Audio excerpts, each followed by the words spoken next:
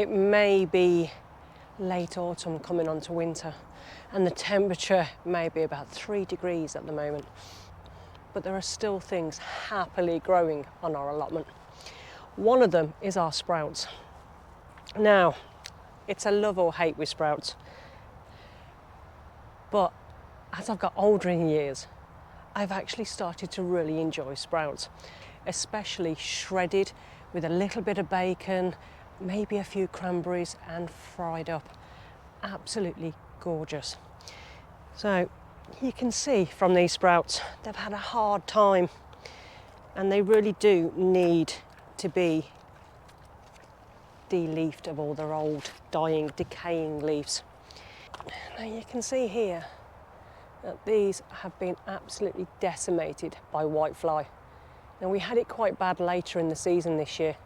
Don't think it was quite as bad as last year, but it still was no fun for my brassicas.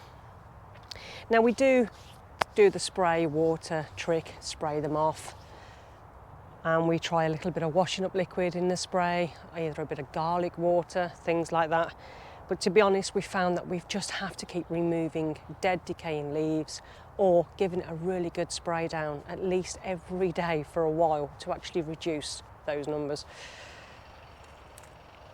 Now, because of the whitefly damage, they have failed to thrive as much as they would do normally. Now, people say that whitefly don't actually do any damage to your plant. Well, what happens is they suck all the nutrients, everything out of the leaf. And these leaves then get damaged, and then those leaves can't provide photosynthesis for your plants to help them grow happy and strong. Now, you might be lucky where you only get 1 or 2 leaves that have actually infested with whitefly, and you can just remove them and dispose of that leaf. But we find that the heads get quite bad.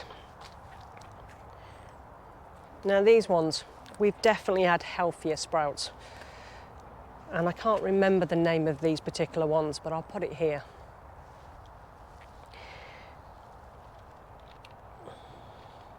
But there is so much you can do with your sprouts.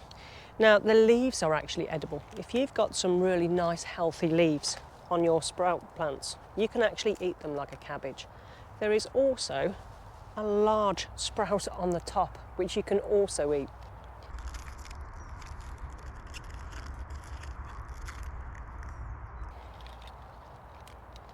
Remove a few of the outer damaged leaves and they taste beautiful. But the real treasure is actually on the stems. Now these particular sprouts aren't the biggest, they're more like a button sprout. We have got some that are bigger, but these really are delicious this size, and they snap off so easy.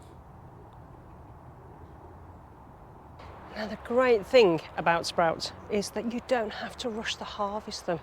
They're actually at home in this type of weather and will last you through the winter months, so you really can harvest as you go.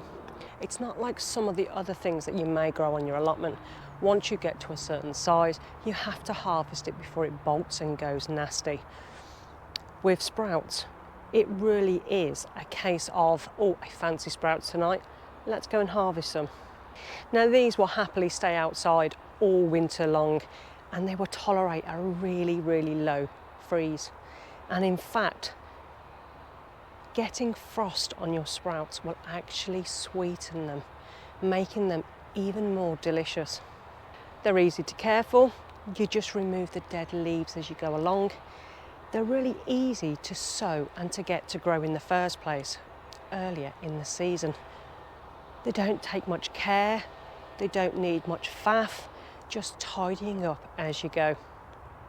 Because there is so much variation on the sprouts of what you can eat, from the leaves to the top to the actual button sprouts that are on the actual stalk themselves, I think it's a great giver. Now if you don't like sprouts, maybe try them in a different way. Maybe roast them, that really does release some of the sweetness. Or shred them and pan fry them with a little bit of butter. I'm not a massive fan of the boiled sprouts. My preferred method is either shredding or roasting. but it's a great source of vitamins and minerals. And it doesn't have to take up lots of room on your plot. Now we have sprouts in multiple different places on our allotment, and we try and keep them within the brassica areas, so long as we've had no disease in the previous years. Now I think this year we've grown 2 or 3 varieties, which are here.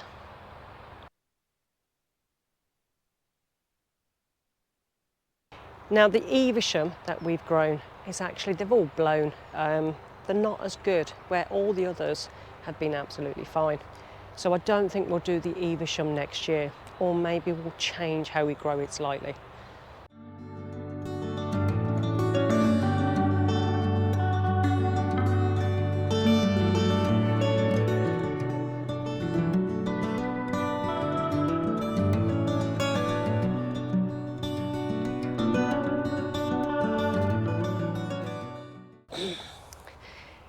Now that's what I've cleaned up off of these particular sprouts, and it's really not hard.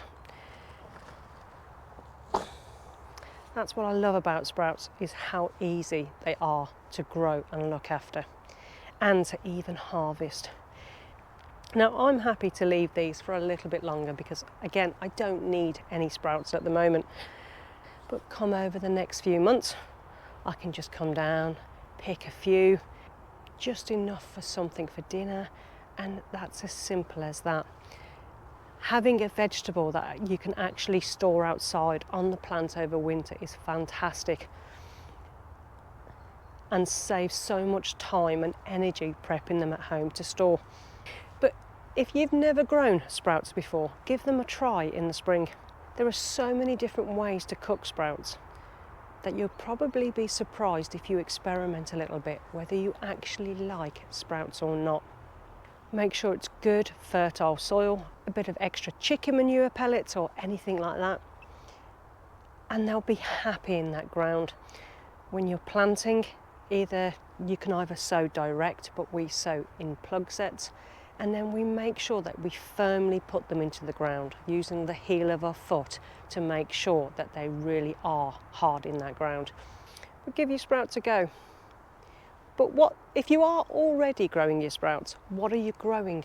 What variety are you growing this year? And do you love sprouts, or do you really, really hate them? Let me know in the comments below, guys. But that's just a little update on my sprouts at the moment.